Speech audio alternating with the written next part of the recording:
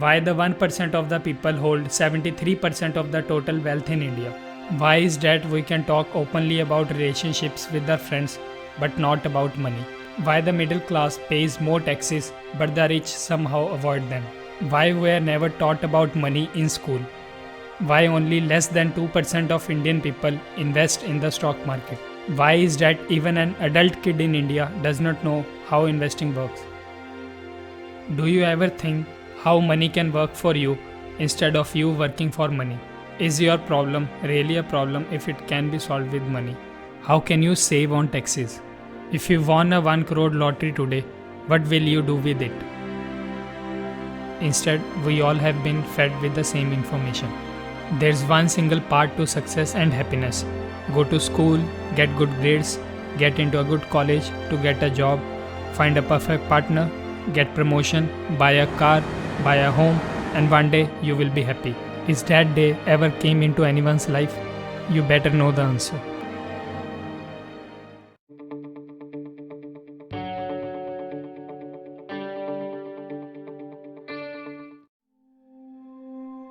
Have you ever asked your friend or relative, what's your salary? Well, if you ask them, most often you will get the answer like, इतना कमा लेते हैं कि घर चल जाता है. Was that too personal to ask? Talking about money matter openly is prohibited in India.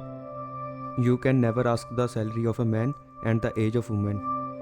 The school system is designed to make you a better employee or a doctor or an engineer. But the school system is actually teaching people to be poor because they don't teach us about money.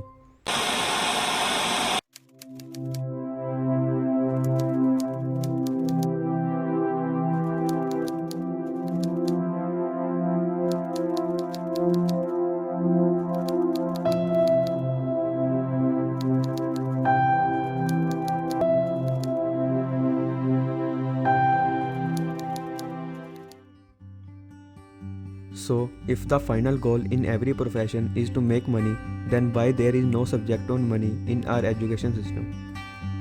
But why the teacher doesn't teach us about money in school?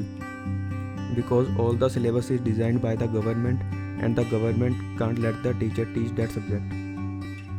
This is a matter of discussion in our future videos. In our families too, the middle class mindset is passed to most of us. Playing safe, stable job, don't run after money. Money is not everything. We have a small family, we can be satisfied with a low income. This is what is fed into our brain. If you don't care about money, money doesn't care about you. Whenever you tell others about how much you earn, your parents will say, salary kam bataya kar. And if you ask them why, you will never get a satisfactory reply. Like seriously, why don't we learn this new world around us or learn about investing, money management, personal finance, etc.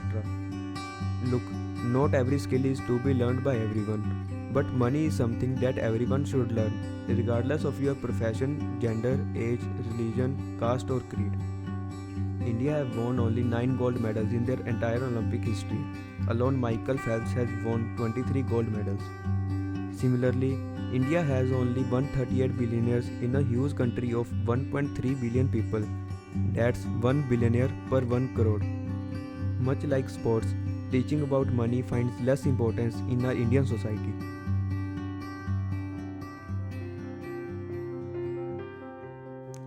Are our parents, teachers and society wrong because they don't teach us about money?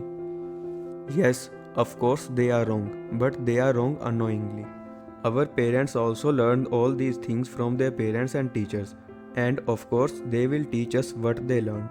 That is why poverty and middle class mindset is passed through generations.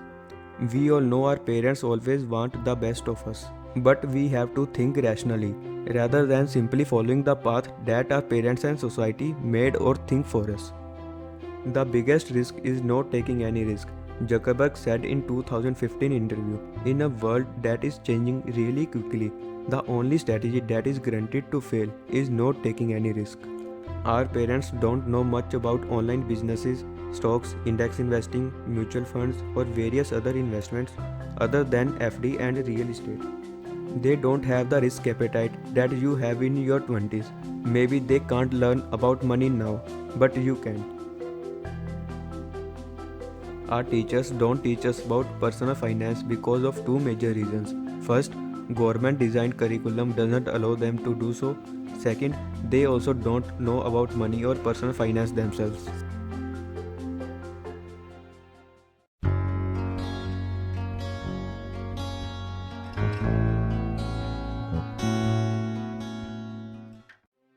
Knowledge is power, but financial knowledge is life-changing. When the whole world is running after to learn programming, artificial intelligence, machine learning, robotics or data analytics, etc. to get a high-paid job in these hot industries, though there is nothing wrong in it. But why can't the same person also look after some public companies in these same sectors and see their future prospects and invest in the stocks of such companies? Learning programming, AI, automation or robotics is knowledge. Grabbing the opportunity to invest in such companies is financial knowledge. Knowledge will create wonders for you. It will feed you and your family. It will take care of your expenses. It will probably make you rich. But only financial knowledge will make you wealthy. And there is a big difference between being rich and being wealthy. Knowledge will make you earn while you work. Financial knowledge will make you earn even when you sleep. Remember, financial knowledge is not only investing in stocks, it's much more than that. That's why we are here to help you succeed financially in life. So if you are with us till now enjoying this video and want to get updates on our future videos, then do subscribe to our channel. And when you press the like button, YouTube will automatically show this video to others. And your one tap on the like button will go towards in bringing a revolution in India. Most of the people nowadays are living a scripted life. Scripted life is a framework created to keep you where you are. It's a modern day slavery.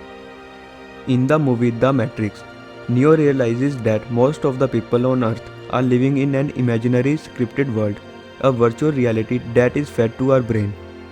In the same way, our script has been fed to us since childhood, which includes some myths like people who are wealthy are due to their luck, they are evil. Age of retirement is 60 and you have to work hard till that age. To become successful, you have to get good grades in school, get a good college and earn a degree. Get a government job because business is risky. No doubt, the script that is fed to our brain since childhood by our parents, teachers and society at large is best to acquire good knowledge and get a good job and earn a salary. But this is the worst script to attain all your financial dreams. So to become financial literate and achieve all your desires, you have to let go of this old script. Your statement like, "This is the best brand I wear today," or "This is the best medicine, it has great effects," must be changed to, "Which company owns this wonderful brand? What is the financial situation of this company? Is this a public company so that I can buy stocks of it?" Remember, knowledge is powerful, but financial knowledge is life-changing.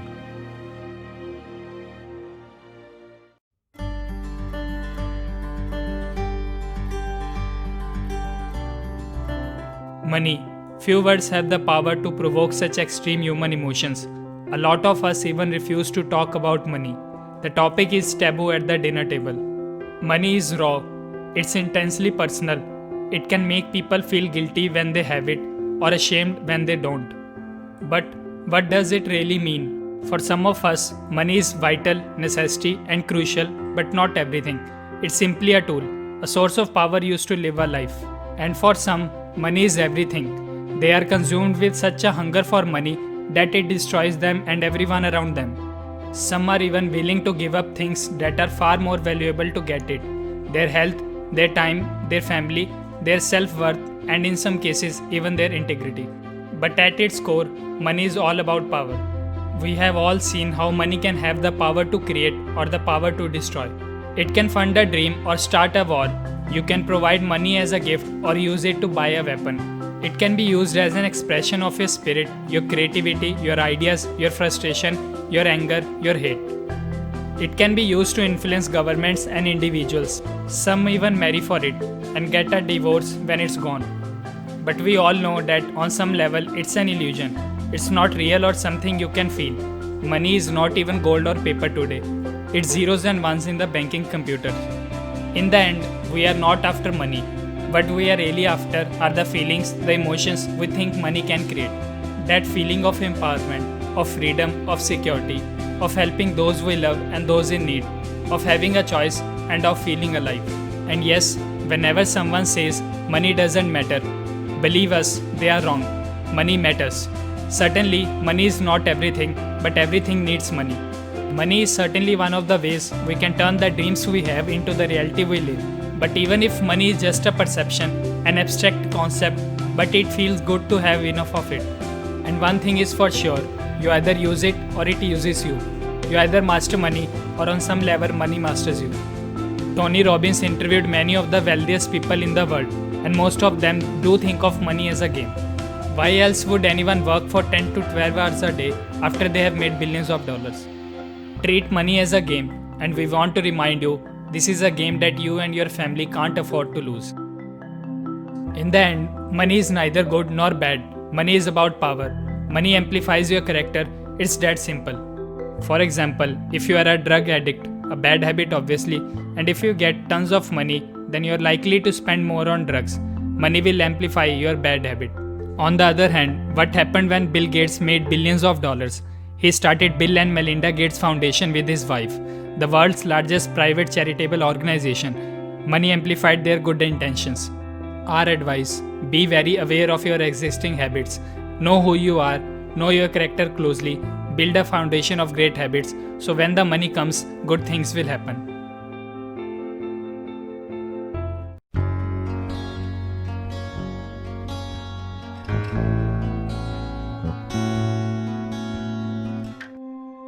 So, this is the part of the video that you were waiting for.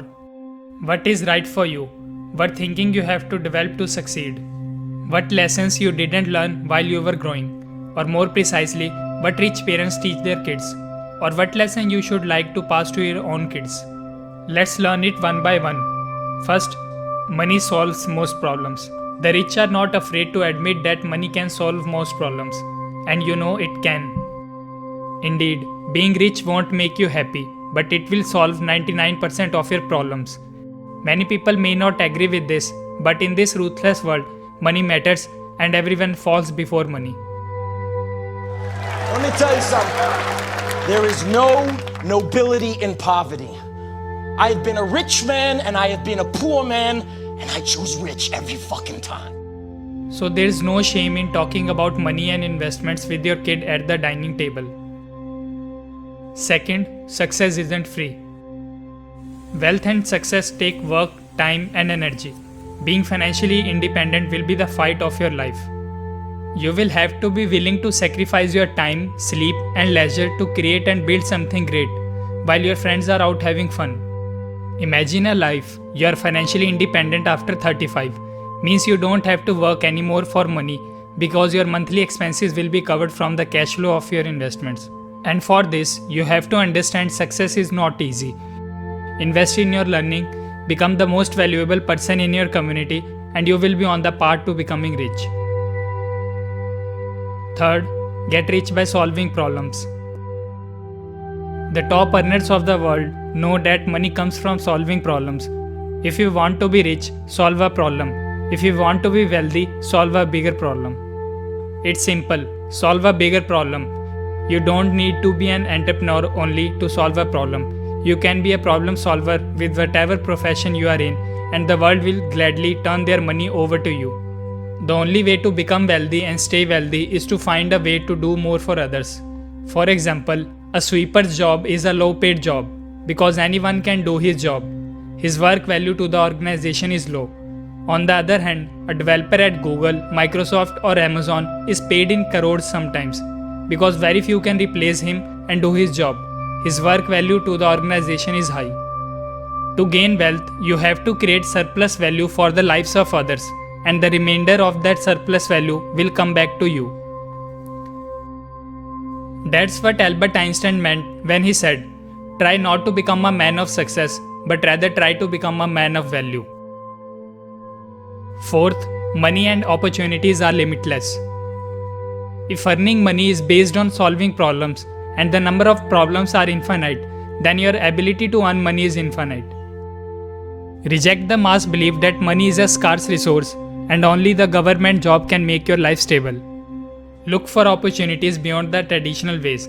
There are limitless opportunities. What the world lacks are the people with solution. Fifth, invest. The rich are investors, not spenders. They invest their money today so that they can reap the benefits tomorrow. To be a successful investor, stick to what you know or what you are interested in.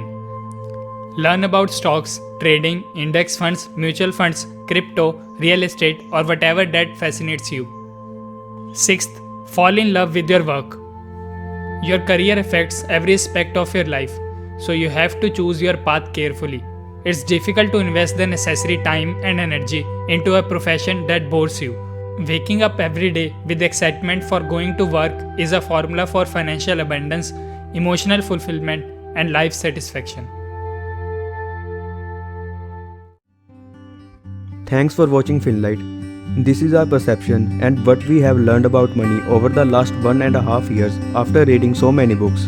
This is Ashutosh. Before we say like, share or subscribe this channel, we genuinely want to thank you first for watching till the end, because today not many people have the attention span to watch a full 20-minute video.